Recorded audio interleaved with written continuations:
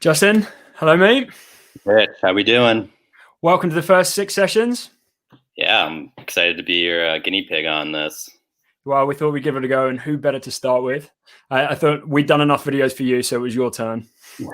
yeah, put me on the spot. So over the coming weeks, I'm going to have the absolute pleasure of speaking with some of the best marketers I can digitally lay my hands on. People that are far smarter and doing way cooler things than I am, with the exciting premise that it will make me smarter just by hanging out with them. So each week, I'm going to ask our guests 6 questions over 6 minutes. It's live video, so we're going to keep it short and sweet, and it's definitely unfiltered. So if Justin says fuck or shit, then it's his fault, not mine. So this week, our first guest is a good friend of mine, Justin Graci. Justin is one of those people where marketing has always been a huge interest for him. He studied it, consulted on it, and he spent the last decade playing the marketing field across almost every marketing function. He spent his last 2 years working at HubSpot, smashing out growth play after growth play, and being a big part of the drive to grow market share across all of HubSpot's products. Justin, welcome. Thanks for having me, Rich. You're always one of my favorite, if not my favorite person to talk with. So one of my favorites. Fine. I knew that I was your favorite. It's fine. Cool. So you ready? Yeah, let's do it. Cool. So what's your business? Yeah, so I still work at HubSpot, which is a CRM platform company powering marketing, sales, and service teams to help their businesses grow better, right? We started off serving majority of the SMB market, but as our platforms evolved over the years, now we're serving customers across SMB, mid-market, and even the enterprise now, which is really exciting. Nice. And what's your role at HubSpot? Yeah, so my role here is a principal marketing manager on the solutions partner team. And we're focused on creating products training, enablement for the thousands of global partners around the world that have, they have a deep expertise across all of our product lines, but we're here to facilitate and make them better at what they're doing and understanding our products. And what was it that originally got you into marketing? Like, why go down that path? Yeah, so it's kind of like one of those stories that it just kind of like happened. And I always viewed my life as a series of like stepping stones. And I've never questioned opportunities that were presented to me. I just kind of taken them blindly and gone with them. And that's kind of how it all worked out. So I went into college wanting to study marketing. And within my freshman year, I had a family friend and mentor, Marcel, who he was working as an entrepreneur and a consultant for various small businesses, helping them bring their business online, reinvigorate, everything like that. He was overhauling their strategy, building their websites, their payment systems, but he really needed help with support on the marketing front. And that's when he reached out to me. He was like, "Hey, do you want a side gig while you're, studying marketing in college?" And I said, "Sure." And he said, "All right, go learn SEO, SEM, product merchandising. There's this thing called HubSpot. You should go to their blog and read about it." So I literally went off and self-taught myself. A lot of like the SEO, SEM stuff and marketing, got into it there, which funny enough, like started off on HubSpot's blog, a decade ago. And now I'm use the academy. I do use the academy. But back then it was just like primarily like figuring out like reading off the blog and then trying to put it into practice. Yeah, but the rest has been history and it came full circle. And now I'm actually at HubSpot. And what excites you most about marketing at the moment? Because obviously 2020 has been a complete shit show. Everybody's tearing up playbooks all over the place. 2021, nobody really knows what's happening. But what excites you about marketing right now? Yeah, 2020 has certainly sucked in a lot of ways. But looking ahead, I think the reason why I love being in marketing is that it's like something new every day, and that you're waking up to big major challenges that are constantly evolving, and you need to break through the noise, which I know people say that all the time, but it's like so true. And marketing is really at an inflection point right now. We've got endless tools and platforms out there. You've seen the MarTech. Did I freeze? You're frozen a little bit. Let's go. Okay. You back? We're back. But yeah, there's tons of tools and platforms out there. But it's really never been harder for a marketer to get a buyer's attention. And that's what is exciting, is that marketing is always evolving. You have to stay up on the latest thing. You have to try new things to really break through that noise.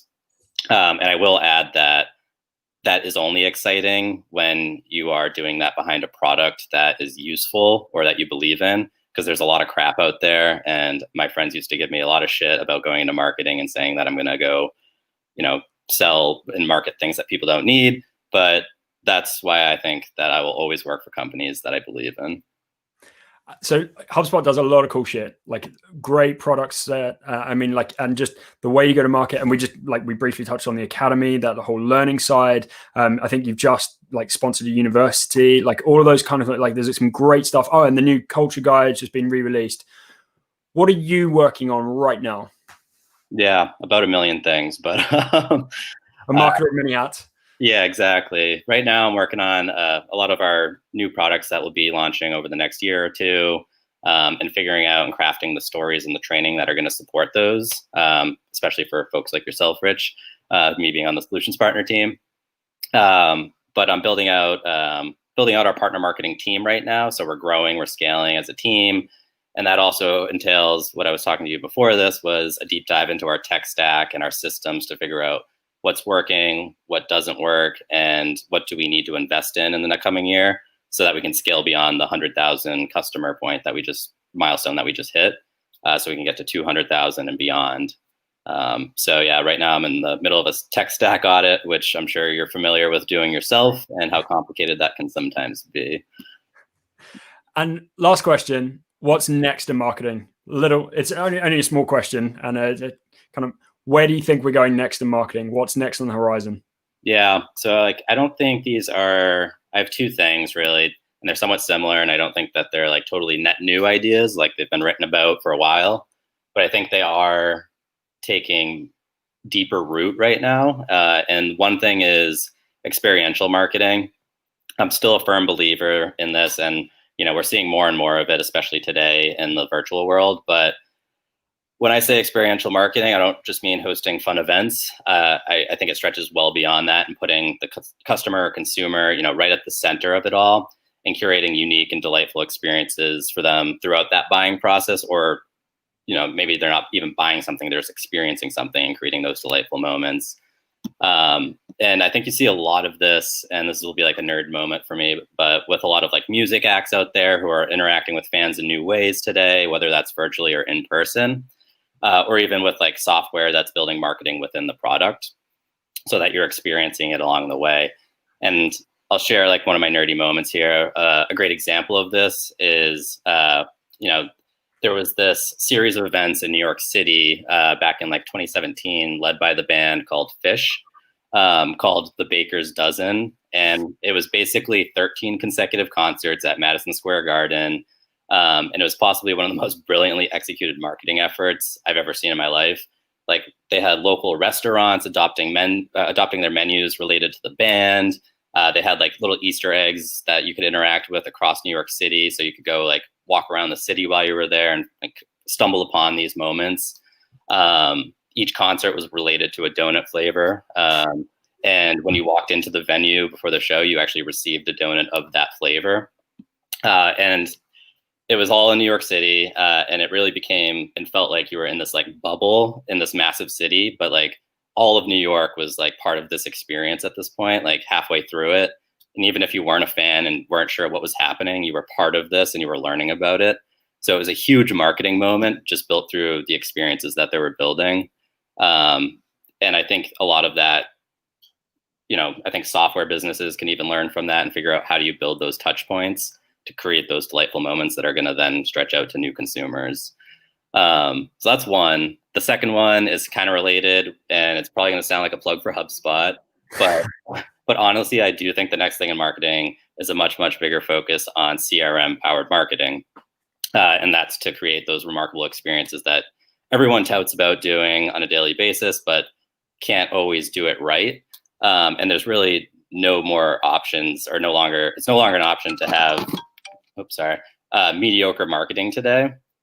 You just will simply be shut out, blocked, unsubscribed, blacklisted, yelled at, or even despised, I think. So I think going forward, it's no longer a choice. You have to create those experiences, and you have to have the right systems that allow you to power your marketing. Nice. I know we didn't even talk about this, but are you up for answering any questions? No, Go on. I hope so. Let's try So it. this one comes from LinkedIn. What's the most impactful action HubSpot have taken during the current pandemic?